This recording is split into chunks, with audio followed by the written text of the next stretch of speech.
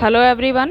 So today we are going to discuss about the chapter of 7th class which is acids, bases and salts।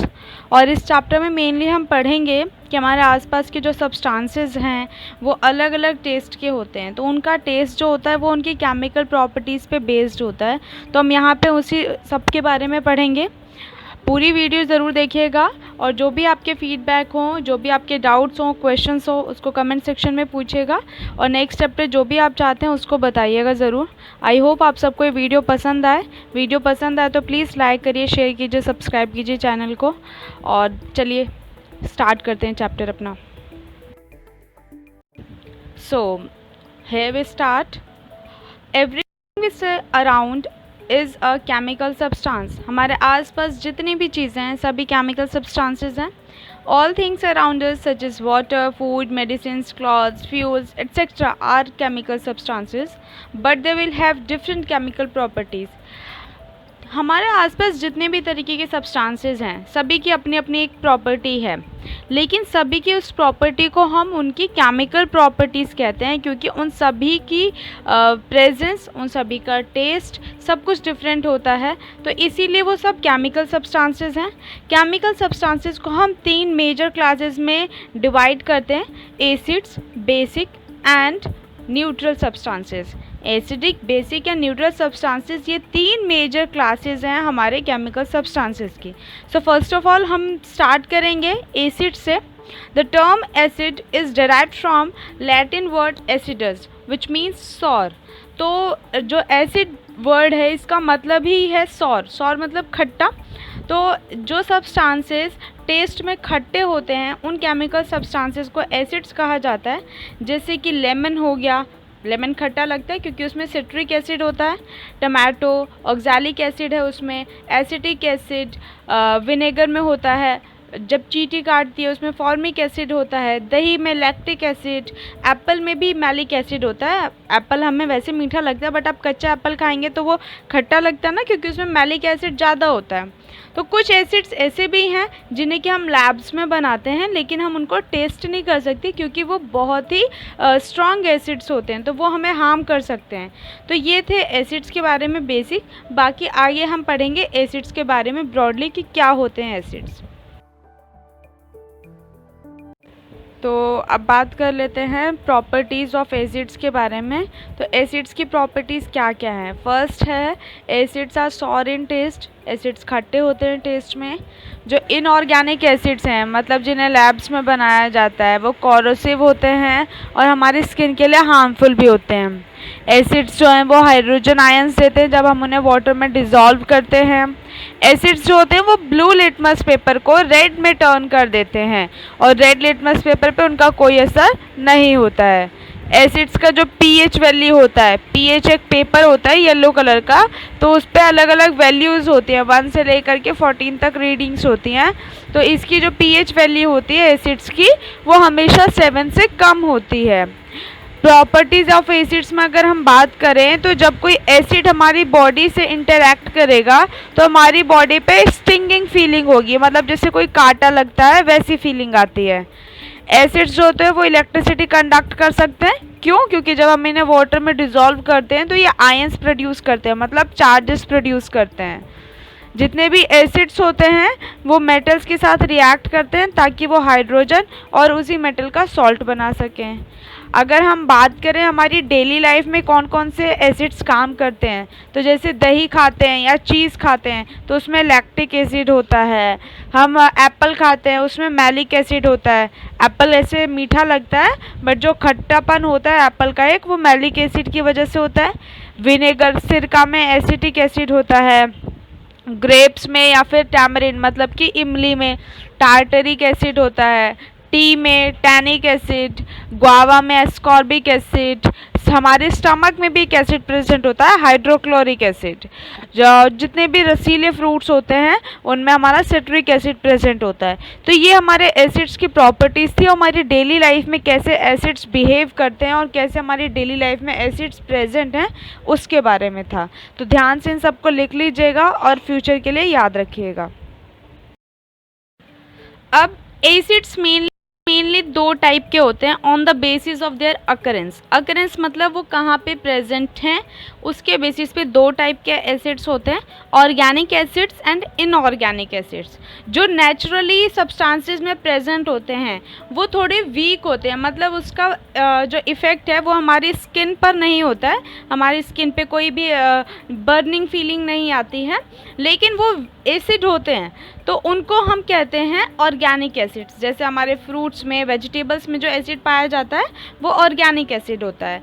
और inorganic acids वो होते हैं जो strong acids हैं, जिन्हें कि हमने लेबोरेटरी में बनाया है, लैब्स में बनाया है केमिकल्स का यूज़ करके, तो वो काफ़ी स्ट्रॉन्ग एसिड्स होते हैं, तो उनको हम मिनरल एसिड्स या फिर इनऑर्गेनिक एसिड्स भी कहते हैं। तो यहाँ एक डिफरेंस टेबल है।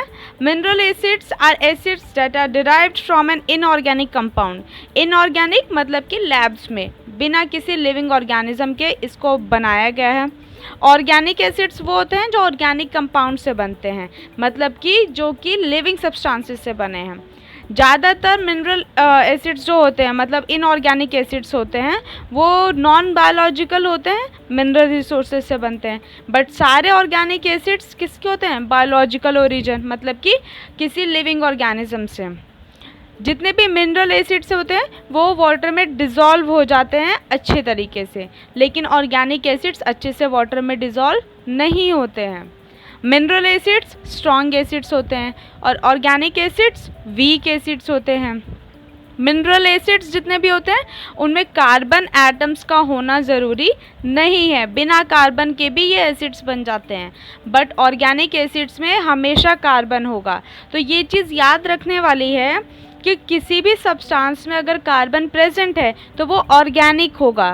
किसी भी लिविंग बीइंग की प्रेजेंस ही कार्बन की वजह से होती है। तो कार्बन है तो वो ऑर्गेनिक है, कार्बन नहीं है तो वो इनऑर्गेनिक या मिनरल होगा।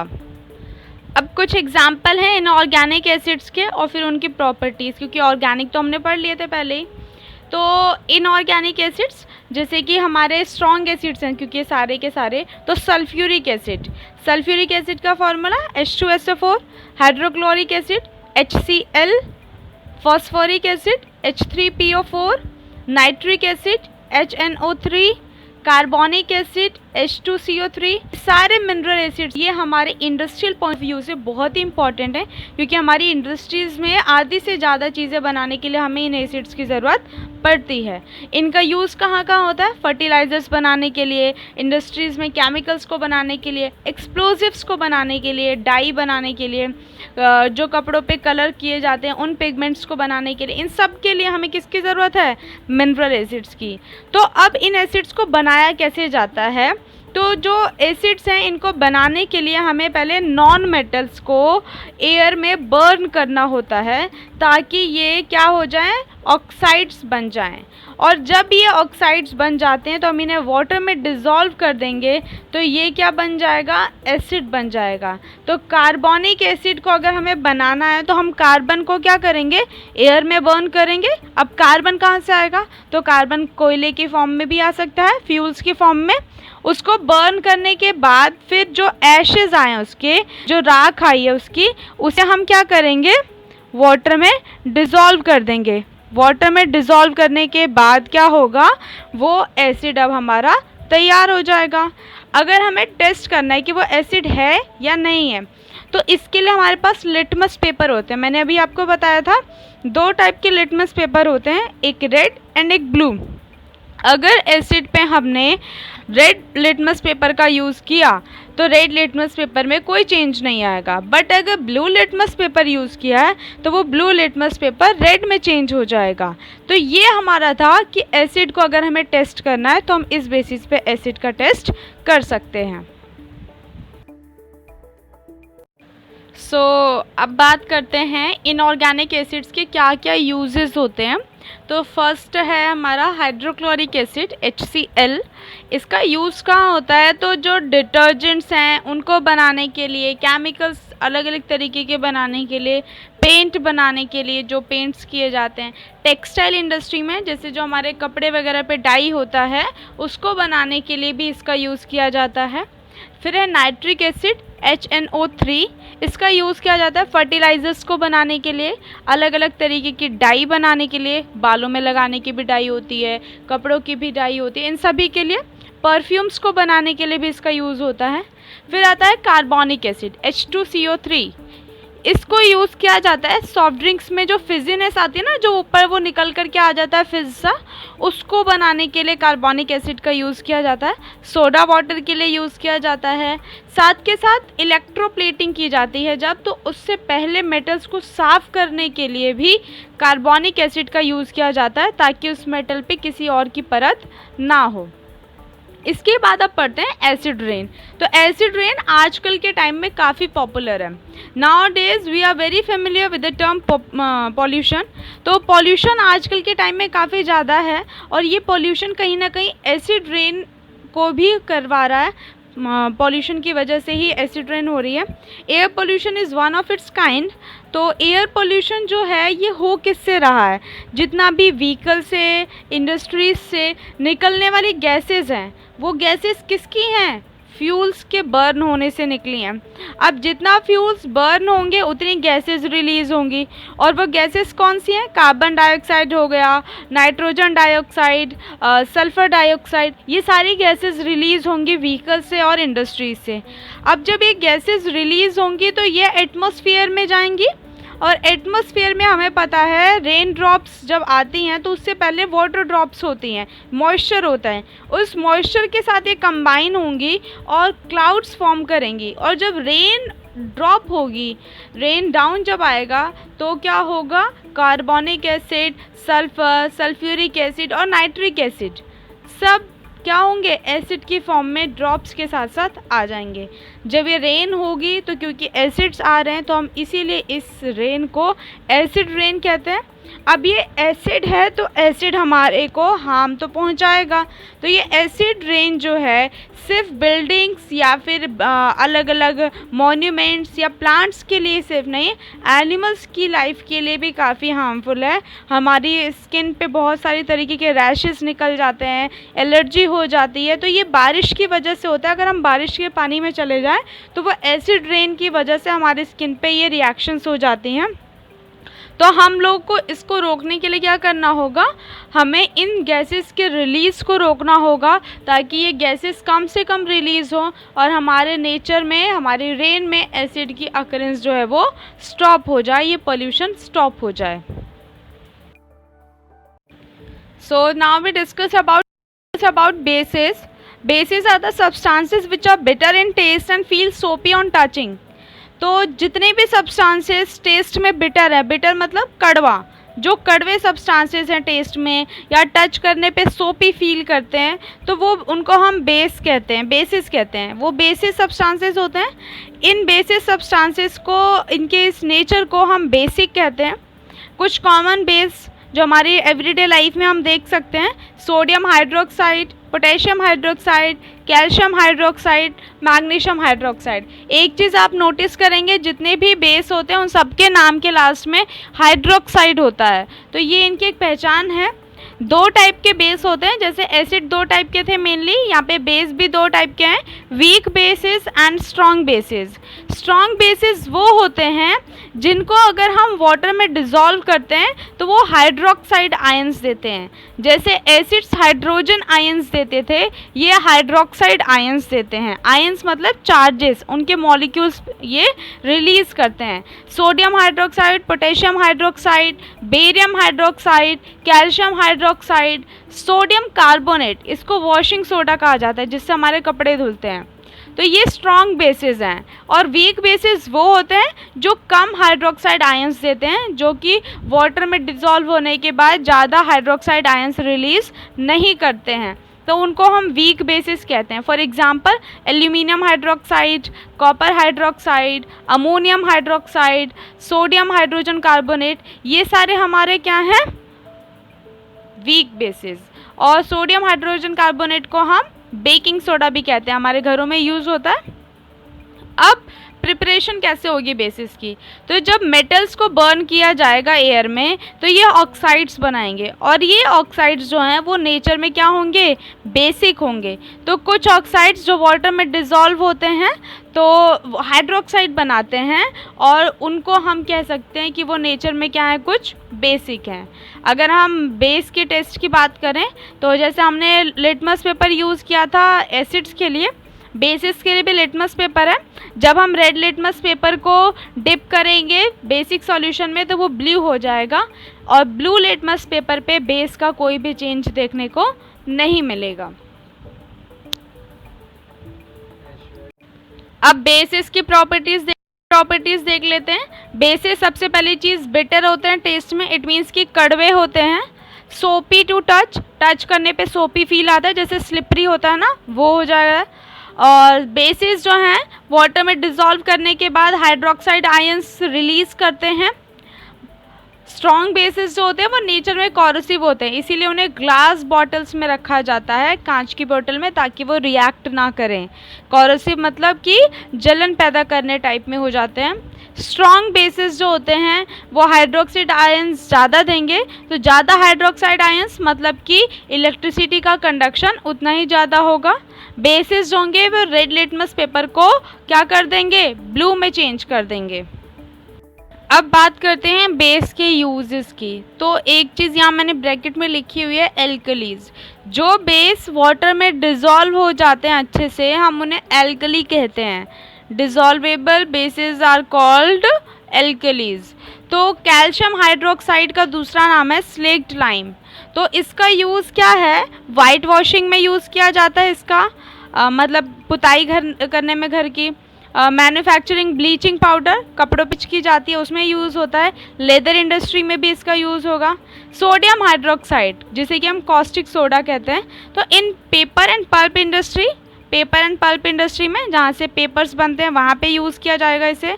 सोप एंड डिटर्जेंट इंडस्ट्री में भी इसका यूज़ होता है। For the manufacture of rayon, rayon एक सिंथेटिक है जो सिल्क जैसा होता है, उसको प्लांट से वुड पल्प लेने के बाद यूज़ किया जाता है, तो उसमें ये यूज़ किया जाएगा सोडियम हाइड्रोक्साइड और वुड पल्प, और तब रेयॉन बन जाएगा। एल्यूमिनियम हाइड्रोक्साइड इंडस्ट्री में, कपड़ों की इंडस्ट्री में, for preparing antacids to relieve stomach acidity. Antacids बनाए जाते हैं, जैसे हमारे पेट में जब एसिडिटी हो जाती है तो इनो वगैरह हम जो पीते हैं वो इन्हीं का बना हुआ होता है, एल्यूमिनियम हाइड्रोक्साइड और मैग्नीशियम हाइड्रोक्साइड। अमोनियम हाइड्रोक्साइड एक क्लींजिंग एजेंट है, सफाई के पर्पज़ से यूज़ किया जाता है इसको। साथ के साथ अमोनियम सॉल्ट्स बनाने के लिए भी इसका यूज़ किया जाता है। मैग्नीशियम हाइड्रोक्साइड का एक यूज़ ये है कि उसको एंटासिड्स बनाने के लिए यूज़ किया जाता है, क्योंकि ये बहुत स्ट्रॉन्ग नहीं होता है, तो हम इसको बॉडी में इनटेक कर सकते हैं। अब बात करते हैं एसिड्स और बेसिस के डिफरेंस की। एसिड सबसे पहले सॉर होते हैं, मतलब खट्टे होते हैं टेस्ट में, और बेसिस जो हैं वो बिटर होते हैं। एसिड्स को अगर हम टच करें तो वो स्लिपरी फील नहीं देते हैं, बट बेसिस स्लिपरी फील देते हैं। एसिड्स के पीएच की बात करें तो उसका पीएच जो होता है वो 7 से कम होता है, जबकि बेस में पीएच की बात करें तो बेस का पीएच ज़्यादा होता है। जो एसिड्स हैं वो हाइड्रोजन आयंस रिलीज़ करते हैं जब हम उन्हें पानी में डिज़ोल्व करते हैं, जबकि बेसिस जो हैं वो हाइड्रोक्साइड आयंस को रिलीज़ करते हैं। एसिड से मेटल पे कोरोजन हो जाता है, जंग लग जाता है, बट बेसिस से ऐसा कुछ नहीं होता है। एसिड्स जब मेटल के साथ रिएक्ट करते हैं तो वो एक हाइड्रोजन गैस प्रोड्यूस करते हैं और एक कंपाउंड बनाते हैं, बट बेसिस जनरली मेटल्स के साथ रिएक्ट नहीं करते हैं और ना ही कोई हाइड्रोजन गैस प्रोड्यूस करते हैं। एसिड्स जो हैं जब हम लिटमस पेपर का यूज़ करते हैं तो वो ब्लू लिटमस पेपर को रेड या पिंक में चेंज कर देते हैं, और रेड लिटमस पेपर पे इनका कोई असर नहीं होता है। जबकि अगर बेस की बात करें तो बेस ब्लू लिटमस पेपर पे कोई चेंज नहीं करेंगे, लेकिन रेड लिटमस पेपर को वो ब्लू कर देते हैं। So there is a difference table जो ये शो कर रहा था कि एसिड्स और बेसिस में क्या क्या डिफरेंसेस होते हैं। अब बात करते हैं इंडिकेटर्स की। Indicators are a special type of substance which are used to test whether they are acidic और बेसिक इन नेचर। तो ऐसे सब्सटेंसेस जो किसी की केमिकल प्रॉपर्टी के बारे में बताएं कि वो एसिडिक है या नहीं है, बेसिक है या नहीं है, उसको हम इंडिकेटर्स कहते हैं। और ये कैसे बताते हैं? इंडिकेटर्स अपना कलर चेंज कर लेते हैं जब हम उसे किसी एसिड या बेसिक सॉल्यूशन में डिप करते हैं। तो कुछ एग्जांपल्स हैं इंडिकेटर्स के, जैसे turmeric, litmus, China rose petals, इन सब को हम यूज़ कर सकते हैं क्योंकि ये नेचुरली अकरिंग है। और कुछ हैं जिन्हें कि हमने खुद बनाया, जो मैन मेड इंडिकेटर्स हैं, जैसे फिनोल्फ्थेलिन, मिथाइल ऑरेंज, ये हमारे मैन मेड इंडिकेटर्स हैं जिसका यूज़ हम ये चेक करने के लिए करते हैं कि कोई सब्सटेंस एसिडिक है या फिर बेसिक। तो नेचुरल इंडिकेटर्स पहले पढ़ लेते हैं, जैसे कि लिटमस। लिटमस एक नेचुरल डाई है और ये किससे मिलती है? हमें लाइकेंस से। हमने अपने फर्स्ट चैप्टर में लाइकेंस के बारे में पढ़ा था, प्लांट के रूट्स में रहते हैं ये। तो ये लाइकेंस जो है, इससे हमें लिटमस मिलता है। और इसको अगर हम डिस्टिल्ड वाटर, मतलब जो न्यूट्रल है, जो ना तो एसिड है और ना ही बेस है, उसमें इसकी बात करें तो उसमें इसका कलर पर्पल होता है। और जब हम इसको किसी एसिडिक सॉल्यूशन में डिप करते हैं, मिक्स करते हैं, तो ये रेड हो जाता है। बट जब किसी बेसिक सॉल्यूशन में डिप किया जाता है तो ये ब्लू हो जाता है। तो हम इसको हर जगह डाई की फॉर्म में यूज़ नहीं करते हैं, हम इसको पेपर स्ट्रिप्स में कन्वर्ट कर देते हैं। रेड और ब्लू कलर के दो पेपर होते हैं litmus paper. Red litmus paper पे अगर हमने कोई एसिड सॉल्यूशन डिप किया तो उस पर कोई चेंज नहीं आएगा, बट अगर बेसिक करेंगे तो वो ब्लू हो जाएगा। इसी तरीके से ब्लू लिटमस पेपर, अगर हम इस पर कोई एसिडिक सॉल्यूशन डिप करें तो वो रेड हो जाएगा, बट कोई बेसिक सॉल्यूशन डिप करेंगे तो उस पर कोई चेंज नहीं आएगा। तो ये दो टाइप के लिटमस पेपर होते हैं। अब टर्मरिक कैसे एक इंडिकेटर की तरह काम करता है? टर्मरिक एक नेचुरल इंडिकेटर है। अब नेचुरल इंडिकेटर कहने का मतलब है कि ये नेचुरली पाया जा रहा है। तो ये टर्मरिक हम इसको पाउडर फॉर्म में नहीं यूज़ कर सकते हैं और ना ही हम इसको सॉलिड फॉर्म में यूज़ कर सकते हैं।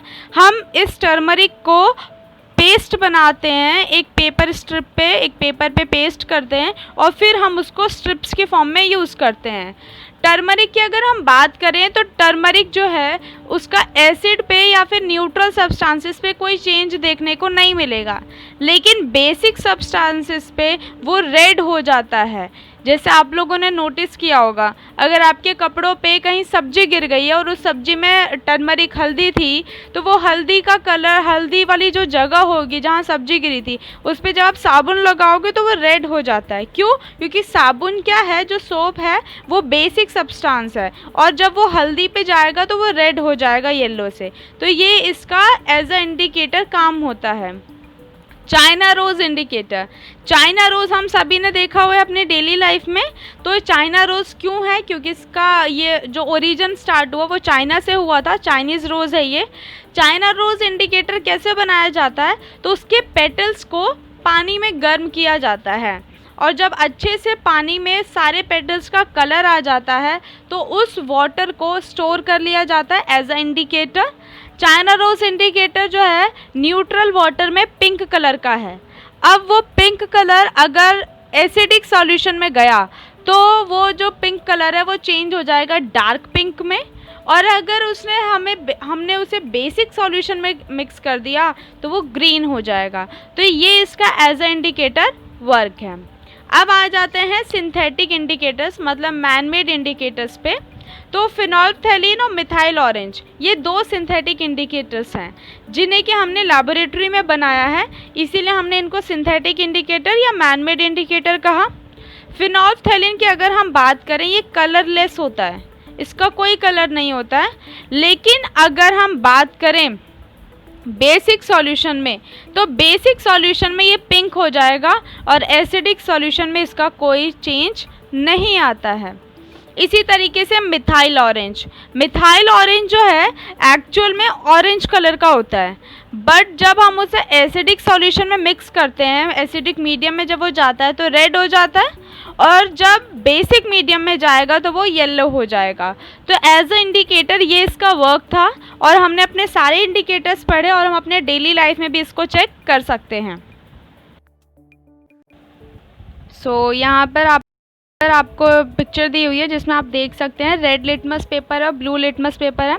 जब ब्लू लिटमस पेपर को किसी एसिडिक सॉल्यूशन में डिप किया जाएगा तो वो ब्लू से क्या हो जाएगा, रेड। और इसी तरीके से अगर किसी रेड लिटमस पेपर को जब बेसिक सॉल्यूशन में डिप किया जाएगा तो वो ब्लू हो जाएगा। और अगर हमने किसी एसिडिक सॉल्यूशन में रेड लिटमस पेपर को डिप किया है तो उस पर कोई भी चेंज हमें देखने को नहीं मिलेगा। और इसी तरीके से अगर किसी बेसिक सॉल्यूशन में हमने ब्लू लिटमस पेपर को डिप किया है तो उसमें कोई चेंज हमें देखने को नहीं मिलेगा। तो ये इफ़ेक्ट्स होते हैं जो हम कह सकते हैं कि कब देखने को मिलते हैं, जब हम लिटमस पेपर का यूज़ करते हैं एज अ। आपको पीएच स्केल दिया हुआ है। पीएच पेपर होता है, जनरली येलो कलर का देखने को मिलता है हमें, और उस पर हम जिस तरीके के सॉल्यूशंस को ड्रॉप करते हैं या किसी सॉल्यूशन में डिप करते हैं तो हमें उसका कलर चेंज देखने को मिलता है। 1 से लेके 14 तक रीडिंग्स होती हैं पीएच पेपर के लिए। तो यहाँ पे इस पिक्चर में आप ध्यान से देख सकते हैं हर एक सब्सटेंस की अपने आप केमिकल प्रॉपर्टी के बेसिस पे है। अगर किसी सब्सटेंस का 7 आता है तो इट मीन्स कि वो न्यूट्रल सब्सटेंस है। 7 से अगर वो अपर जा रही है, जैसे 1 2 3 4 ऐसा हो रहा है तो वो क्या हो जाएगा, हमारा एसिडिक सब्सटेंस होगा। और अगर 7 से अबव जा रहा है, 8 9 10 जा रहा है तो वो हमारा बेसिक सब्सटेंस हो जाएगा। तो इस बेसिस पे हमारे सब्सटेंसेस को हम डिस्क्राइब करते हैं कि ये एसिडिक है या फिर बेसिक है। अब यहाँ पर है न्यूट्रलाइजेशन रिएक्शन। तो इसको वर्ड्स को स्प्लिट कीजिए। न्यूट्रलाइजेशन मतलब न्यूट्रल करने वाली रिएक्शन, जो सब्सटेंसेस को न्यूट्रल कर दे। तो न्यूट्रल मतलब ना तो वो एसिड है और ना ही वो बेस है। Reaction between an acid and a base to form a salt and water. एक ऐसी रिएक्शन जिसमें कि हम एसिड और बेस को रिएक्ट कराते हैं सॉल्ट बनाने के लिए, उसको हम न्यूट्रलाइजेशन रिएक्शन कहते हैं। जब न्यूट्रलाइजेशन रिएक्शन होती है तो हीट इवॉल्व होती है। इट मीन्स कि हीट उसमें बन रही है, तो इसीलिए इसको हम ये कह सकते हैं कि ये एक्सोथर्मिक रिएक्शन है, हीट हो रहा है वो। जैसे कि एग्जाम्पल के तौर पे HCl हाइड्रोक्लोरिक एसिड जब वो रिएक्ट करेगा सोडियम हाइड्रोक्साइड से, एक बेस से, तो एक सोडियम क्लोराइड नाम का सॉल्ट जो हम अपनी डेली लाइफ में यूज़ करते हैं, कॉमन सॉल्ट, वो बनेगा और वाटर रिलीज हो जाएगा। कुछ और एग्जांपल्स, जैसे नाइट्रिक एसिड है, जब वो सोडियम हाइड्रोक्साइड से रिएक्ट करेगा तो सोडियम नाइट्रेट और वाटर, ये 2 चीज़ें बनेंगी। ऐसे ही सल्फ्यूरिक एसिड है और पोटेशियम हाइड्रोक्साइड, जब ये दोनों रिएक्ट करेंगे तो पोटेशियम सल्फेट और वाटर रिलीज हो जाएगा। तो ये थे आपके एग्जांपल जो न्यूट्रलाइजेशन रिएक्शन को शो करते हैं। अब बात करते हैं न्यूट्रलाइजेशन हमारी डेली लाइफ में कैसे वर्क करता है। तो हम सबको पता है कि हमारे कभी कभी इंडाइजेशन की प्रॉब्लम हो जाती है, तो उसके ट्रीटमेंट के लिए भी हम क्या करते हैं, न्यूट्रलाइजेशन को अडॉप्ट करते हैं अपनी लाइफ में थोड़ी देर के लिए। तो कैसे होता है, हमारी स्टमक में हाइड्रोक्लोरिक एसिड होता है, सभी को पता है।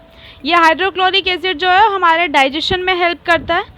लेकिन जब हम ओवर ईट करते हैं बहुत ज़्यादा स्पाइसी फूड या फिर ऑयली फूड का, तो उस टाइम पे हमारी स्टमक में बहुत ज़्यादा हाइड्रोक्लोरिक एसिड प्रोड्यूस होता है। जैसा हम फूड इनटेक करेंगे उस हिसाब से हाइड्रोक्लोरिक एसिड प्रोड्यूस होता है। तो क्योंकि हमने बहुत ज़्यादा ऑयली या फिर स्पाइसी फूड का इनटेक किया था तो बहुत ज़्यादा हाइड्रोक्लोरिक एसिड प्रोड्यूस होगा। जितना ज़्यादा हाइड्रोक्लोरिक एसिड प्रोड्यूस होगा उतना ज़्यादा इरिटेशन होता है, उतनी ज़्यादा हमारे स्टमक में जलन प्रोड्यूस होती है। तो उस प्रोसेस को उस टाइम पे एसिडिटी कहा जाता है। एसिडिटी से रिलीफ के लिए हमें कोई भी एंटासिड टैबलेट्स दी जाती हैं या फिर जेल दिया जाता है। ये जो एंटासिड टैबलेट्स या जेल होते हैं ये मेनली हाइड्रोक्साइड्स होते हैं, एल्यूमिनियम के हाइड्रोक्साइड्स या मैग्नीशियम हाइड्रोक्साइड्स, और ये दोनों हाइड्रोक्साइड्स वीकली बेसिक होते हैं नेचर में। तो जब हम इसे इनटेक करते हैं अपनी बॉडी में तो जो एसिड होता है उसके साथ ये रिएक्ट करते हैं और दोनों मिल करके न्यूट्रलाइज कर देते हैं। तो उस टाइम पे हमारी स्टमक न्यूट्रलाइज हो जाती है और हमें रिलीफ मिल जाता है। इसी तरीके से एंट या फिर बी स्टिंग चींटी काट देती है या कोई बी स्टिंग हो जाता है, तो उस टाइम पे भी क्या होता है, हम इसी प्रोसेस को यूज़ करते हैं। क्योंकि हम सबको पता है चींटी में मतलब एंट में या फिर बी स्टिंग में फॉर्मिक एसिड होता है। जब वो हमारी स्किन में इंजेक्ट करते हैं तो कुछ एसिड जो है वो हमारी स्किन में रह जाता है, तो उस टाइम पे हमें इरिटेशन होती है, स्वेलिंग हो जाती है, रेडनेस हो जाती है स्किन में। तो उससे रिलीफ पाने के लिए हम बेकिंग सोडा का पेस्ट बना के उस पर रब कर सकते हैं, तो उससे रिलीफ मिल जाएगा हमें। बेकिंग सोडा से क्यों मिलेगा? क्योंकि बेकिंग सोडा जो है वो बेसिक है नेचर में, तो वो न्यूट्रलाइज कर देगा फॉर्मिक एसिड को। इसी के अलावा अगर हम अल्टरनेटिव ढूंढें इसका, तो कैलामाइन लोशन जो होता है, अगर हम उसको स्किन पे अप्लाई कर देंगे तो वो भी क्या हो जाएगा, रिलीफ मिलेगा। क्यों? क्योंकि जो कैलामाइन लोशन है वो जिंक कार्बोनेट होता है, और जिंक कार्बोनेट भी क्या है, एक बेस है। तो ये सारी चीज़ें थी हमारी एवरीडे लाइफ में जो न्यूट्रलाइजेशन रिएक्शन से हम इजी कर सकते हैं अपनी लाइफ को, उसके प्रोसेस। अब बात करते हैं टूथ डीके की। तो हमारे दांत टूटते हैं, तो टूथ डीके होता क्यों है? हमने सेकंड चैप्टर में पढ़ा था, हमारे माउथ में कुछ बैक्टीरिया रह जाते हैं और वो शुगर जितना भी था हमारे फूड में उसको डिग्रेड करते हैं और फिर उनकी ग्रोथ होती है, तो उससे टूथ डीके हो जाता है। तो उस टूथ डीके को रोकने के लिए हम क्या कर सकते हैं, हम ब्रश करते हैं डेली। इसीलिए क्यों? क्योंकि ब्रश करते टाइम जिस टूथपेस्ट का हम यूज़ करते हैं वो नेचर में बेसिक होता है, तो जो एसिड था हमारे दांतों में उस पर जब बेस मिक्स होगा तो वो न्यूट्रलाइज हो जाएगा और हमारे दांत पे जो एसिड था वो हट जाएगा और टूथ डीके से हमारे दांत बच जाएंगे। इसके बाद है in the treatment of soil. तो हर क्रॉप को अलग टाइप की एक सॉइल चाहिए, हमने बात की हुई है ना, पहले क्लासेस में पढ़ा हुआ है हमने, हर क्रॉप की अलग रिक्वायरमेंट होती है सॉइल की। तो सॉइल को थोड़ा एसिडिक भी चाहिए होता है, किसी को बेसिक चाहिए होता है, किसी को न्यूट्रल चाहिए होता है। लेकिन अगर बहुत ज़्यादा एसिडिक है, बहुत ज़्यादा बेसिक है तो भी क्रॉप्स ग्रो नहीं करेंगे। तो अगर बहुत ज़्यादा एसिडिक है हमारी सॉइल तो हम उसमें क्विक लाइम मतलब कैल्शियम ऑक्साइड या फिर स्लेक्ड लाइम कैल्शियम हाइड्रोक्साइड इसको मिक्स कर सकते हैं। तो क्या होगा, हमारी सॉइल जो है वो न्यूट्रल हो जाएगी, क्योंकि ये दोनों ही बेसिक हैं और हमारे सॉइल का एक्सेस एसिड। अब सॉइल में एसिड आया कहाँ से वैसे? तो सॉइल में जब हम फर्टिलाइजर्स का, पेस्टिसाइड्स का यूज़ करते हैं तो एसिड्स होते हैं, तो वो रह जाते हैं सॉइल में। तो उसी को बैलेंस करने के लिए हम क्या करते हैं, बेस का यूज़ करते हैं, जो वीक बेस हैं थोड़े से, तो इसीलिए हम इनका यूज़ करते हैं। इसके बाद आता है treatment of industrial waste. Industrial waste क्या है हमारा? तो जो इंडस्ट्रीज से निकलने वाला वेस्ट है, तो इंडस्ट्रियल वेस्ट जो होता है या तो बहुत ज़्यादा एसिडिक होता है या फिर बहुत ज़्यादा बेसिक होता है। और बहुत ज़्यादा एसिड या फिर बहुत ज़्यादा बेस, उसको अगर हमने सीवर्स में या रिवर में डिस्चार्ज करना है तो उससे पहले हमें उसको क्या करना होता है, न्यूट्रलाइज करना होता है। क्यों? क्योंकि बहुत ज़्यादा एसिडिक या बहुत ज़्यादा बेसिक अगर हमने डायरेक्टली रिवर में डिस्चार्ज कर दिया तो उसमें रहने वाले जितने भी ऑर्गेनिजम्स हैं, चाहे वो प्लांट्स हैं या एनिमल्स हैं, उनकी डेथ हो सकती है, उन्हें हार्म पहुंच सकता है। तो अगर बहुत ज़्यादा एसिडिक है इंडस्ट्रियल वेस्ट तो हम उसमें क्विक लाइम या स्लेक्ट लाइम मिक्स करके उसको न्यूट्रलाइज कर सकते हैं। और अगर बहुत ज़्यादा बेसिक है तो हम उसमें क्या कर सकते हैं, कोई भी एसिडिक वेस्ट को मिक्स कर सकते हैं ताकि वो न्यूट्रलाइज हो जाए और फिर हम उसको उसमें डिस्चार्ज कर देंगे। तो यहाँ पे अब आपका चैप्टर कंप्लीट होता है। आई होप आप सभी के सारे डाउट्स क्लियर होंगे, और अगर इन केस आपको किसी टॉपिक में कोई प्रॉब्लम हुई हो, कोई क्वेश्चन हो, तो प्लीज़ ज़रूर पूछिए कमेंट सेक्शन में, अपने फीडबैक दीजिए। और अब आगे जो चैप्टर आप चाहते हैं वीडियो में उसको ज़रूर बताएं, मैं नेक्स्ट वीडियो में उस चैप्टर को अपलोड करूँगी। Thank you.